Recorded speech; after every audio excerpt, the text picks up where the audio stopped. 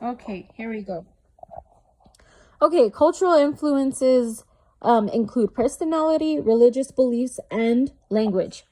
Personality is how students see themselves as a sense of self in society, how they see themselves in society as well, and then how students are influenced by their cultural backgrounds in how they dress and what they eat. Religious beliefs involve the family's beliefs that are passed down to them, what their families preferred them to believe. But like later in life, they might not take on those religious beliefs. But that all comes from cultural influences, and it starts with the parents. And then the language is how these students communicate with us and with each other. Customs of marriage include religious structures, where they would get married, and special social emotional needs, roles in churches and groups in colleges. The diplomatic mindset means they would have discipline in their cultural beliefs to continue to follow them. A disciplined approach to intercultural reaction,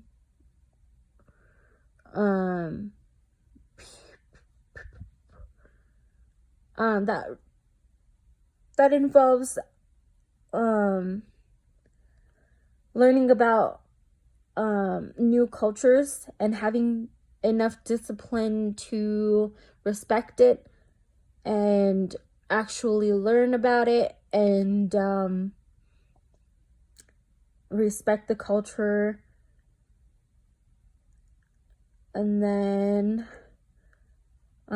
ability to work effectively with the people from different cultural backgrounds, and that also takes discipline to work effectively by respecting the other cultural background or the people from different cultural backgrounds.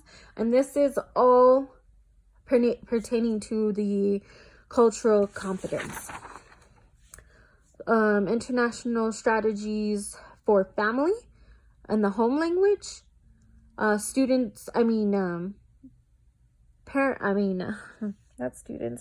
teachers can explicitly communicate to parents as a key responsibility of ours, by probably sending home letters, making sure that it's understandable to be for the parents to acknowledge what the students are learning in classroom, and then taking an active role in helping their student. This would be the parents taking an active role in helping their child learn to organize his or her study time. That would be making a specific time for studying only and having a specific place for the students to study in the house, or having a specific time to go to the library or something like that. Something to that effect. Intentional strategies for the community is being mindful of cultural relevant dates and holidays. Community mostly in the school would be relevant to avoiding scheduling important dates on these days. Ensure that school-based activities, language, and school menus reflect cultural considerations.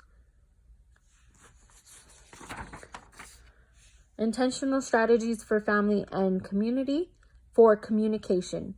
Ensure that there is one or two types of communication going home to parents. Like I said before, probably a letter or an email.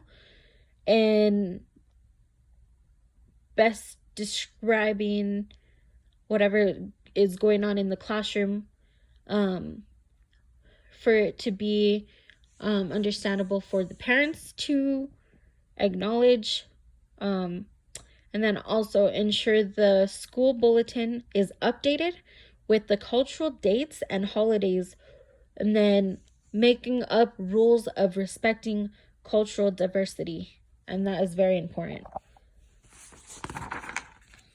Intentional strategies for family and community involving family. For family, create the celebration of culture by planning a family night and have parents bring a family favorite cultural dish to share and talk about as a school community. Cultural strategies from family and community involving a love to build family or a school family, community and school partnership.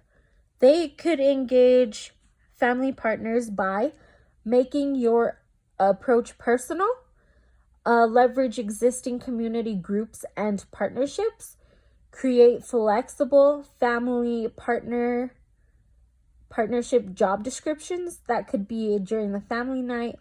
That would be the instructions for what each group is in charge of, with one adult in each group maybe.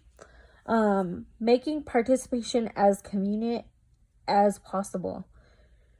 So maybe giving the parent a checklist to go over with the students and make sure each task within the group is completed. Also, very important, empower family voices through these activities. That is the main focus during or while having these activities or family nights, just to keep them all involved and feel very welcome in the school. So the exclusive school and classroom environment, taking into consideration language acquisition, is the key environmental factors, such as the family, community practices, and the role of culture in student learning. I think this is very important. The environment must be welcoming, like I had explained earlier, especially considering the language acquisition. That is a key environmental factor because everything that is taught in the classroom revolves around that a little bit, but that is okay because we want to find the best strategies to use during class to be able to help these students succeed and improve in whatever areas they are lacking attention in. I think that's all I could think of about that topic. So hopefully I reached all the topics or content that are involved in assignment 5. Thank you for your time watching this video, and I hope I get some credit. Thank you.